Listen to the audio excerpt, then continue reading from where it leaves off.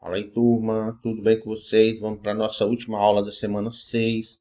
Nós agora vamos ver uma grandeza nova chamada potência, tá? Para medir a rapidez com que se realiza um certo trabalho, utiliza-se a grandeza denominada potência. Se uma força realiza um trabalho, delta tal, o nome dessa letra grega, não sei se falei na última aula, é o tal, durante o intervalo de tempo delta t, a potência P é definida por potência é igual ao trabalho realizado pela força dividido pelo tempo decorrido na realização do trabalho. Beleza? Simbolicamente, nós temos aí potência é o trabalho realizado no intervalo de tempo dividido pelo intervalo de tempo para realizar o referido trabalho. A unidade de medida no SI para potência é o watt, em homenagem a James Watt, inventor da máquina a vapor. Era um engenheiro e matemático ele. Então, o que é importante? Sim, muita gente fala watt, outros watt, enfim, não importa. O importante é você saber que o watt é o joule por segundo. Então, 1 watt, ou watt, como você prefira chamar, é 1 joule por segundo.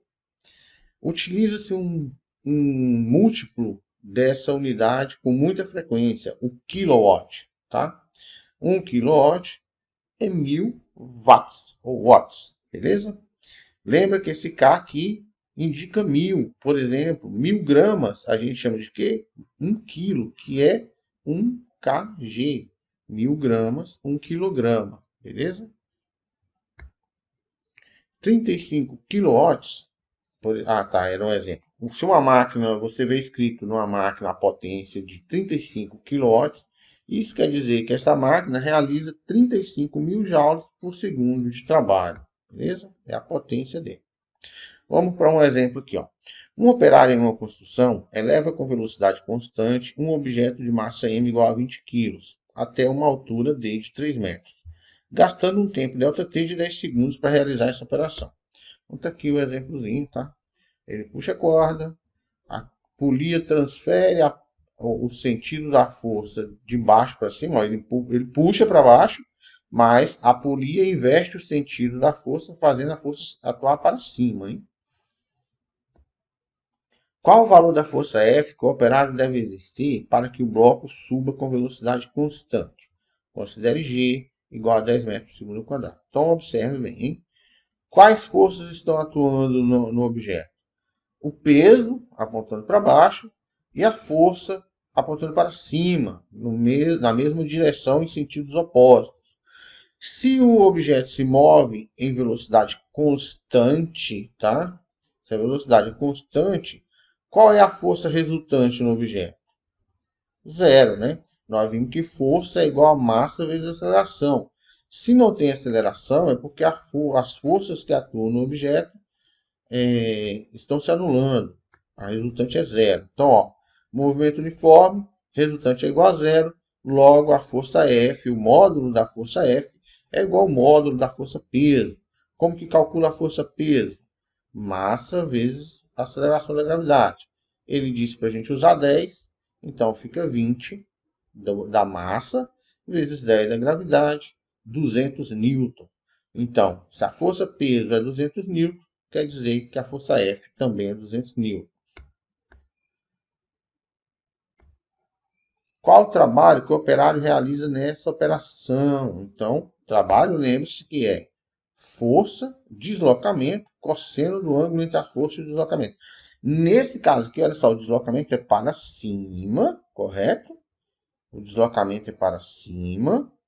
A força F também atua para cima. Então, o ângulo entre F e deslocamento é zero.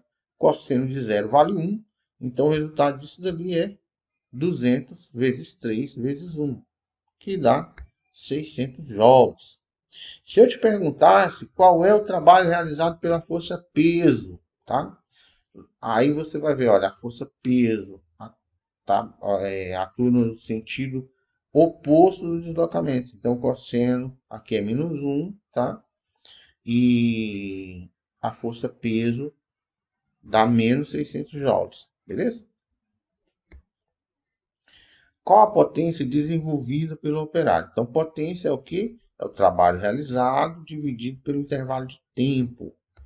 Trabalho realizado nós calculamos, o tempo foi dado no problema, basta dividir 600 por 10 e nós temos que a potência é 60 joules por segundo, ou seja, para cada segundo ele realiza um trabalho de 60 joules, que no SI quer dizer watts. Então, a potência é na realização desse trabalho aí de 60 watts. Beleza? Imagine que o operário do exemplo anterior esteja levando o mesmo bloco, massa de 20 kg, a mesma altura de 3 metros, usando uma rampa cujo comprimento AB é de 5 metros. Despreze as forças de atrito e considere G igual a 10 metros por quadrado. Então está aí o desenho da situação. Agora, veja que ele vai subir em relação ao solo aí, ó, 3 metros, tá? No entanto, o deslocamento dele aqui, ó, é de 5 metros, tá? Que é de A a B aqui. A força F está atuando no mesmo sentido do deslocamento novamente aqui, ó, beleza? No entanto, observe o seguinte, ó, agora ele não tem que vencer o peso total do objeto. Ele não vai levantar mais o objeto inteiro, porque parte do peso do objeto está apoiado aqui na rampa, beleza? A parte que ele vai subir, na verdade, é mg seno alfa. Nós já aprendemos como chegar nessa equação aqui, hein?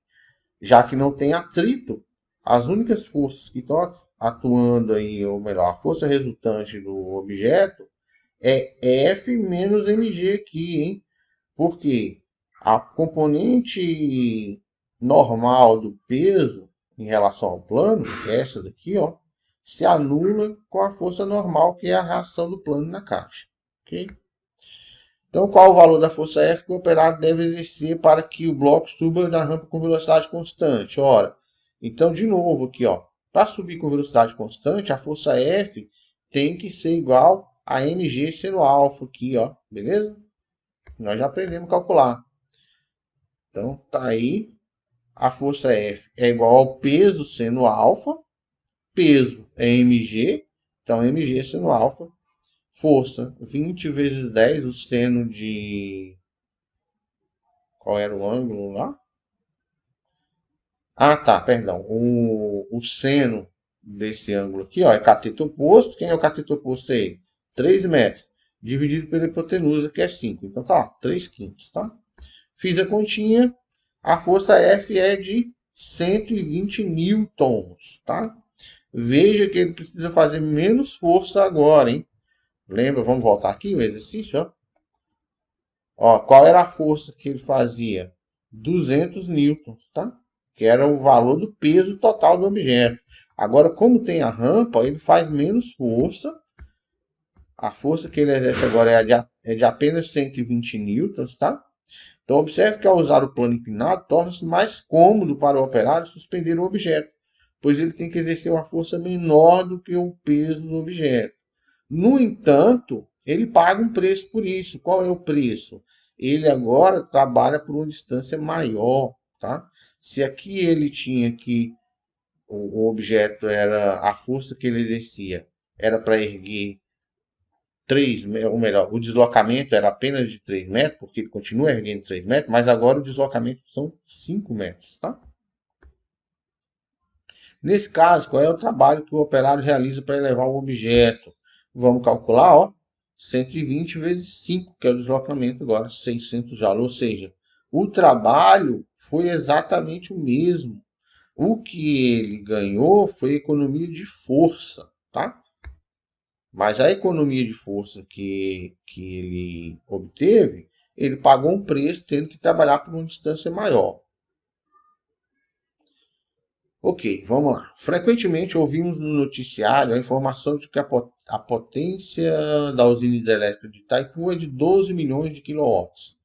Expresse esse valor em watts usando a notação de potência de 10. Então, ó, são 12 milhões de quilowatts. Então, gente, é só pegar 12 milhões vezes quilowatts. Ele quer que a gente expresse em watts.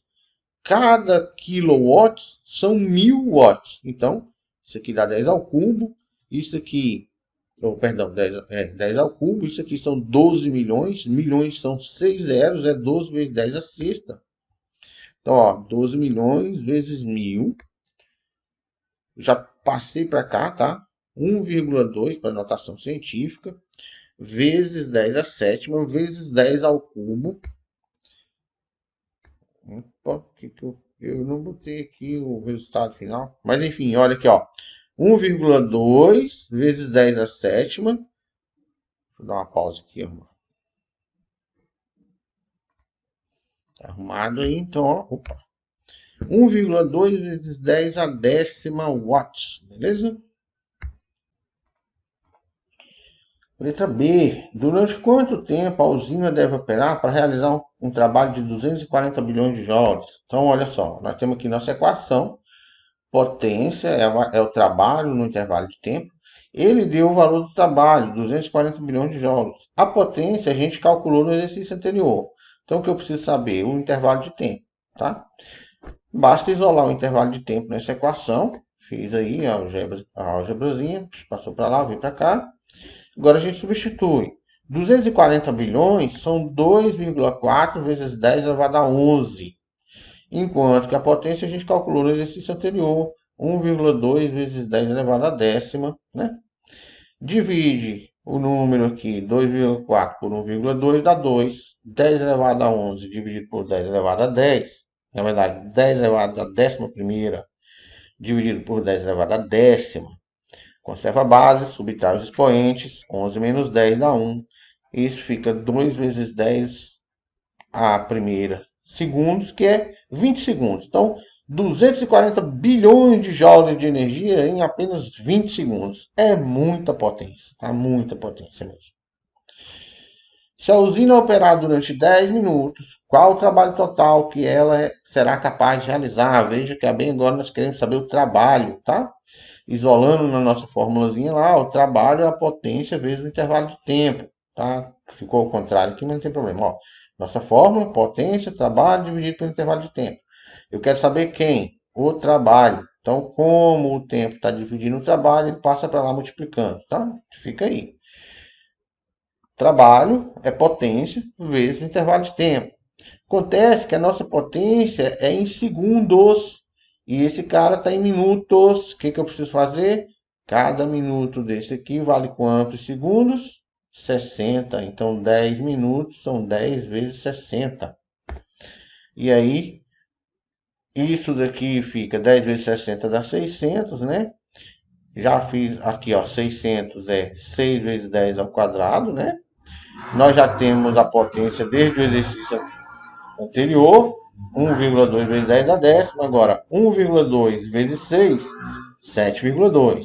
10 a décima vezes 10 ao quadrado, conserva a base, somos expoentes.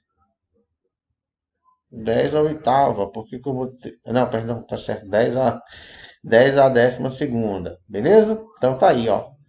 7,2, 1,2 vezes 6 dá 7,2. 10 a décima vezes 10 ao quadrado, conserva a base e soma 10 mais 2, 12. Enfim, terminamos nossa aula. Depois de ver essa aulinha, faça a atividade 3, tá? É bem simples. Manda a fotinha. Lembre-se que o exercício tem prazo até quarta-feira da semana que vem, ok? Os exercícios todos, todas as atividades, tá? Valeu, abraço, bons estudos, vamos nessa!